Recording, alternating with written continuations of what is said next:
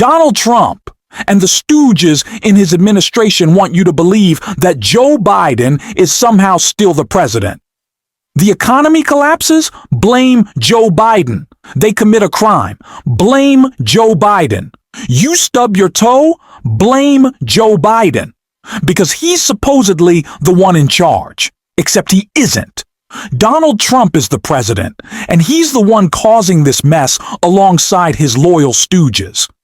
That reality is something Kristi Noem was forced to face on air this morning, and she completely failed, melting down in real time. And it only got worse when she accidentally admitted to her own wrongdoing. We're going to break down everything from that disastrous interview, but before we do, please leave a like on this video, and if you enjoy our channel, hit the subscribe button. It genuinely helps support our work. Now, before we get into Kristi Noem admitting her crimes and falling apart, I want to begin with her latest attempt to pin blame on Joe Biden after a devastating shooting in D.C., which Donald Trump is now trying to exploit to rile up tensions and attack the prior administration. But it simply isn't working. Very clear about this because his asylum was approved in April of this year on the Trump administration's watch. So just to be very clear, was there a vetting process in place to approve that asylum request? Yeah, the vetting process all happened under Joe Biden's administration. But was he vetted when he was granted asylum? Are you saying he wasn't vetted when he was granted asylum? Vetting is happening when they come into the country, and that was completely abandoned under Joe Biden's administration. That's the irresponsibility that has completely devastated our country, Kristen, put us in such a dangerous position. I don't think people realized when Joe Biden was in the White House exactly how he was allowing our country to be infiltrated with people that we didn't know who they were. Some of them we did know were dangerous, and we went after as soon as they came into this country. But under this program, we could have up to 100,000 people that came in from Afghanistan that may be here to do us harm. And President Trump is absolutely dedicated to getting them out of our country. So either Kristi Noem is admitting that she doesn't understand who she granted asylum to, or that her team failed to do proper due diligence during the process. Or maybe she simply doesn't realize that Joe Biden wasn't president in April. There really isn't a credible excuse they can offer. And, as always, when things don't go exactly the way Trump wants, in response to a devastating tragedy like this, they tend to dial things back a bit. They stop blaming the administration as directly and shift the focus toward a broader, more racist narrative. That's exactly what this administration has been doing lately. There have been repeated attacks on Somali communities, and Donald Trump continues to push the idea that all immigration must be stopped. He knows MAGA has fractured, and he believes that bigoted attacks are the one thing that can bring his base back together, a tactic Kristi Noem couldn't defend. When pressed about a racist term that Trump and his allies keep using, she simply couldn't respond. Trump wrote on Thursday, quote, "Only reverse migration can fully cure this situation." On Friday, DHS posted, quote, "Remigration now." As you probably know, this term has been used in different situations, but including by the far right in Europe to call for the mass deportation of non-white immigrants. How specifically does the Trump administration define remigration? Well, President Trump has been working towards cleaning up the mess that Joe Biden left us ever since he came into the White House. But how do you define that word, Secretary Noem? How do you define that word? Well, first of all, we have criminal illegal aliens we've been targeting since day one. We have removed millions of people from this country already just in the few short months that President Trump has been president by making sure we're going after criminal illegal aliens that are murderers, rapists, and criminals and getting them out of our country, bringing them to justice, and then encouraging people to go home.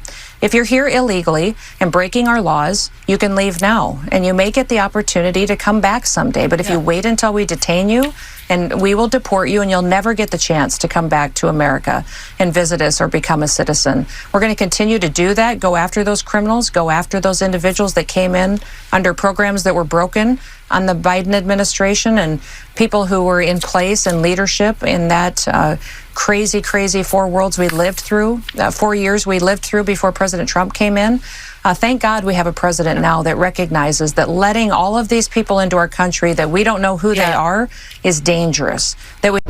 If you want to use the racist term, Christy, why not just stand by it? They are literally targeting people based on race. They won't admit it, but their actions make it clear, and then they get defensive and angry when confronted. This is exactly what's happening.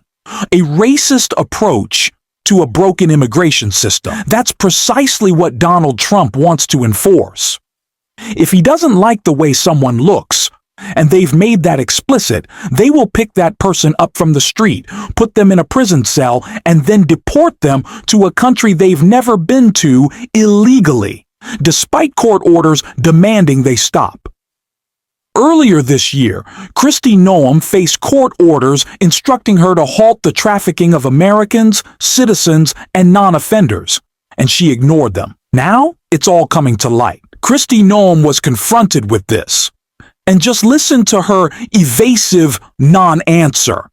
Filing in federal court this week, the Justice Department said that when the administration was ordered back in March to stop sending detained migrants to a mega prison in El Salvador, you personally made the final call to continue the flights anyway. Is that correct? Do you acknowledge that? You know, we have court filings going on and decisions that are going forward. I'll let them continue to play through that process. But did you make that I'm call? I'm proud of President Trump and his leadership and the decisions that we have made. And the decisions that are made on deportations, where flights go and when they go, are my decision at the Department of Homeland Security. And we will continue to do the right thing and ensure that dangerous criminals are removed. So that you're saying that it was your decision. It sounds like the judge wanted. I can already foresee that while investigations are ongoing, we'll hear a lot of, "I can't really talk about that right now," from this administration, especially regarding the Epstein files. And Christy, we all know why you don't want to talk about it, because you broke the law. You committed crimes. You trafficked people, sending them illegally to countries they had never been to, into torture prisons no human being should ever endure. That is a stain Kristi Noem will carry for the rest of her life, and she should be held accountable for it. This administration is disgraceful and shows no respect for the law, time and again. Even in cases of legal immigration, they go after everyone. And of course, when Kristi Noem was confronted about this, could she answer? No. The administration is responding. President Trump on Thursday promised to, quote, permanently pause migration from all third world countries. Is the administration ending all legal immigration into the United States? The president is absolutely determined to stop all processes at this point in time from third world countries until we can have a thorough opportunity to go through these individuals, know that they're here for the right intentions, and that they even should be in our country to begin with. He's putting Americans first, their safety first, and these third world countries don't have stable governments. They can't sustain them. They can't tell us who they are, and that's really the consequence of what we're seeing unfold with the violence on our streets, is because these countries that people have been traveling to our shores from for so many years under the Biden administration, their governments didn't tell us who they were. We don't have a proper vetting process. So that's one of the things I'm so grateful for, is that President Trump has been bold enough to say, you know what, we're going to stop.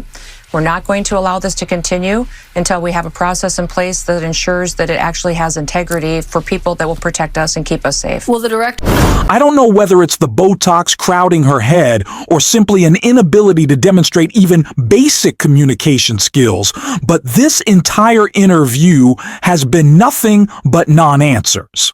And that really shows how panicked this administration is.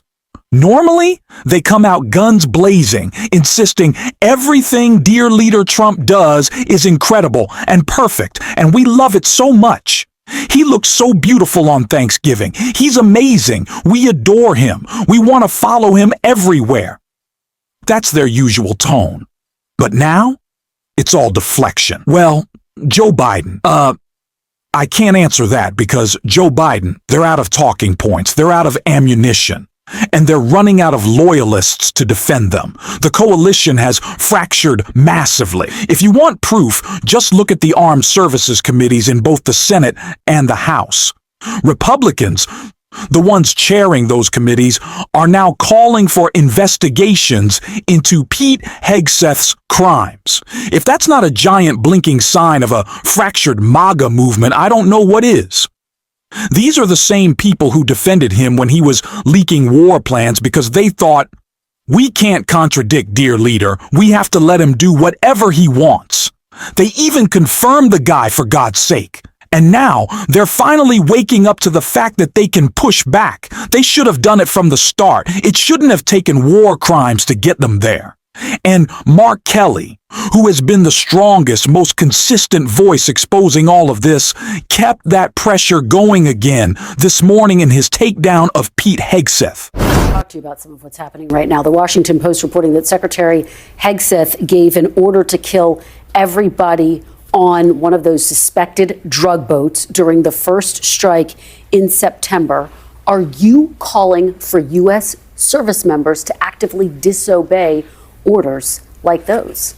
Well, if orders are illegal, not only do they not have to follow them, they are legally required not to follow them. Do you think that constitutes an illegal order? I think there needs to be an investigation, and I hope that the reporting is not accurate.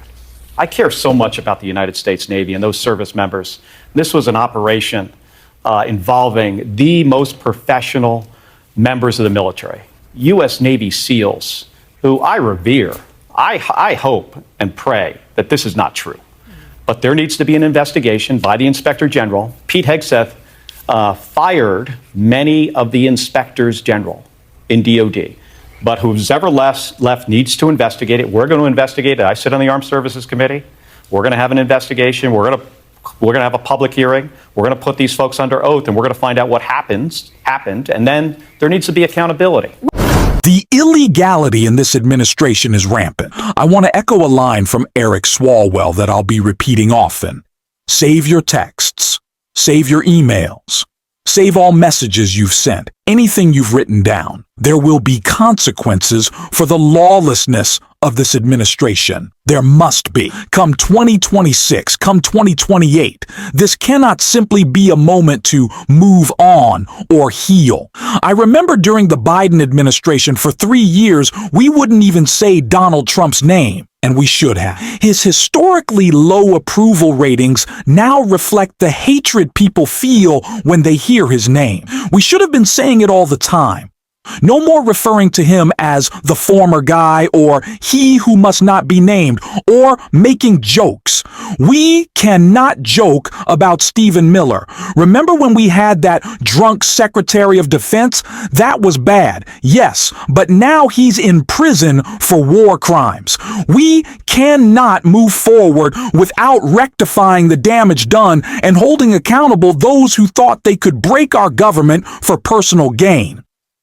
Business leaders have come to the White House and handed Trump trophies because he's afraid of what they can do to him, and vice versa. But imagine a Democratic president saying, we're breaking up monopolies, enforcing unions, paying living wages, no more corporate handouts for companies that don't pay their employees. When we put pressure on the business community, they bent the knee to Trump through parties and handed him trophies.